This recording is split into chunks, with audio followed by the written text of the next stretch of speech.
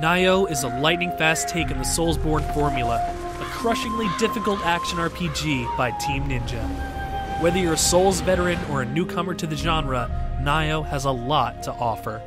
And what it offers is one hell of a challenge, and we're here to help you survive, even just for a little while. Nioh happens to be a game where one wrong move can mean you reach your untimely death, but fortunately, that goes for your first enemy as well as your 101st. Focus and reaction are the names of this game, and if you make one dodge too early or too late, you can be sent right back to your spawn point, losing all of your Amrita, your much sought-after level-up points. Death can be pretty forgiving at times. Every time you die, you leave behind a bloody grave where you can pick up your Amrita again if you make it back in one piece. But be aware that if you die a second time before reaching your bloody grave, you lose that collected Amrita forever.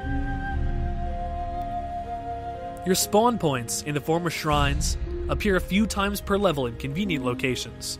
These serve as your level-up stations and let you equip various magics, but more on those later. Not all shrines in each level are in obvious places, but each one you do find will make you sigh in relief, maybe even relax, even just for a moment. Moving slowly from shrine to shrine and learning the lay of the land is integral to the game flow. So, watching your corners and using your camera are top priority. And on the topic of the camera, the HUD you see on screen may be a little overwhelming, but the side training missions do a great job of explaining everything's use. In this kind of game, you've got your life bar, your key bar that acts as your energy gauge which drains with every action you take, your quick use items, your saved up samurai, ninja, Nioh skill points, your gold and Amrita, your current stance, your equipped weapons, and a compass that shows important items nearby. But if you take the time to play the training stages from the world map, you'll learn exactly what everything does. You may be saying, but wait, I don't see any of that. In the first mission, the Tower of London, the game takes a step back and puts on the training wheels, simplifying most of the game's details while letting you make mistakes and get that proper feel and the basic skills you'll need ahead.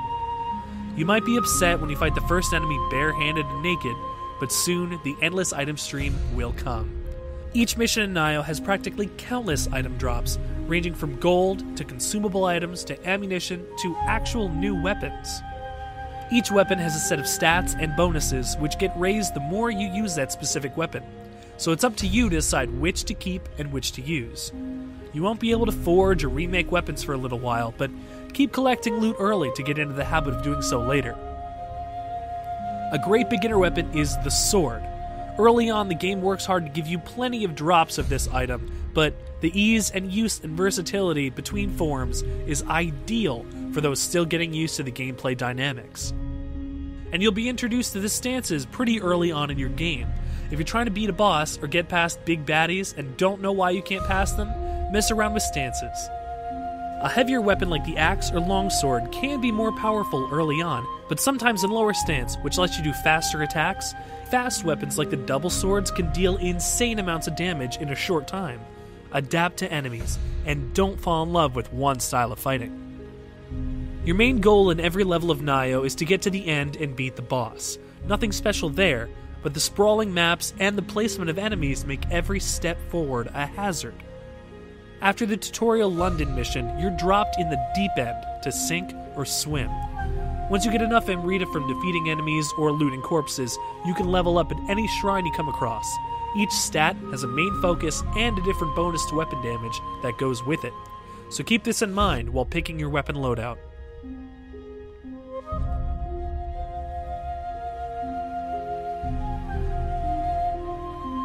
The samurai, ninja, and Nioh skill points you can get from completing hidden tasks or from leveling up can be used to buy skills in the pause menu. These skills range from parries, power moves, different poisons, throwing stars, elemental damage buffs, and even straight fireballs. These are either based on a consumable that replenishes on shrine visits, or whether or not you use its stance that you've chosen at the time. When you finally exhaust all possibilities in an area and really scrub everything as clean as you can to get every unique item available, then it's time to face the boss. Be on the lookout for shortcuts while you go through the level, as many will lead you on a practically straight line right to the big bad. This will be a fight unlike any other enemy you've seen so far, with their own mechanics and fighting style. Bosses can be taken down in one shot, but do not attempt this until you become a seasoned fighter. Instead, allow yourself to die. Keep picking up your Amrita and Guardian Spirit as the fight restarts each time, to memorize each attack and how many swings can be in each string, typically up to and including 3 at max. The boss fight is all preparation and pattern recognition, and to defeat such a beast takes a lot of time.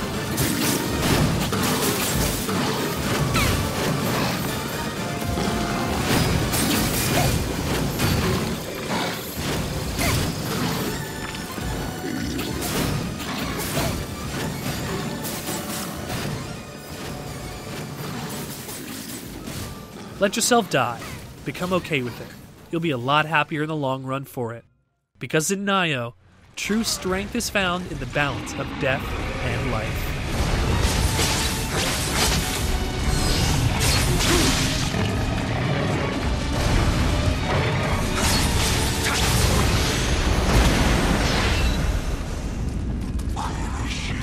Das Gewehr!